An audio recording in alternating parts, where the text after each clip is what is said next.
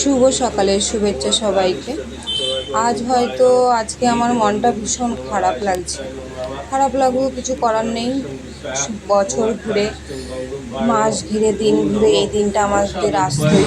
তো যাই হোক, আমার এই প্রথম মা এসেছিল ফাল্গুন মাসের 18 তারিখে। সেই দিনটার কথা আজ আমার খুব মনে পড়ে গেল। কেননা অনেক বাধা ঝড় পেরিয়ে আমি আমার মায়ের মন্দিরটা করেছিলাম। তারপর আমার মায়ের মন্দিরটা জানো তো অনেক দিন পড়েছিল, কিছুতেই ঠিক করতে পারছিলাম না জানো তো। প্লাস্টার হয়ে গেছিলো শুধু মেঝে বাদে। মন্দির পড়েছিল প্রায় ধরো একটা বছর।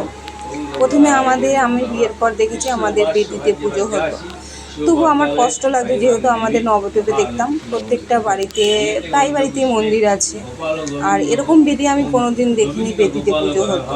সে যাই হোক, আমাদের প্রায় ধরো 3 পুরুষের এই হচ্ছে আমাদের ঘটে পুজো হতো।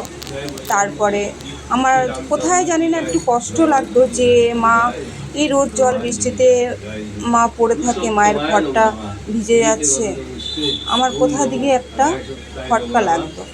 তারপর ভাবতাম আমরা তো ঘরে থাকি, আমরা ঘরে আছি, সুস্থভাবে আছি, ঝড় জল রোদ থেকে সবসময় ভালো আছি, তাহলে আমার মায়ের কেন মন্দির হবে না। তারপর মায়ের মন্দির করলাম, সে যেভাবেই হোক। তারপর একটা বছর আমার মায়ের মন্দিরটা এমনি ছিল, শুধু নিচে মেঝেটা ছিল না। তারপর গেলবার ফাল্গুন মাসে জানো তো, তোমাদের সঙ্গে সেই ভিডিওটা শেয়ার করেছিলাম। আমার পুরনো ভিডিও তোমরা দেখলে তোমরা জানবে। তারপর মায়ের মন্দির পুরোটা টাইলস দিয়ে কমপ্লিট করা হলো। তারপর বাড়ির সবাই বলেছিল যে না ঠিক আছে, শ্রাবণ মাসে আমাদের যেহেতু বাৎসরিক পুজো হয়, সেই সময় মাকে এনে মায়ের পুজো কমপ্লিট করা হবে। কিন্তু আমার মনে হয়েছিল না, মায়ের মন্দির যখন কমপ্লিট হয়ে গেছে মা কেন আসবে না, আমি এটুকু ভাবতাম।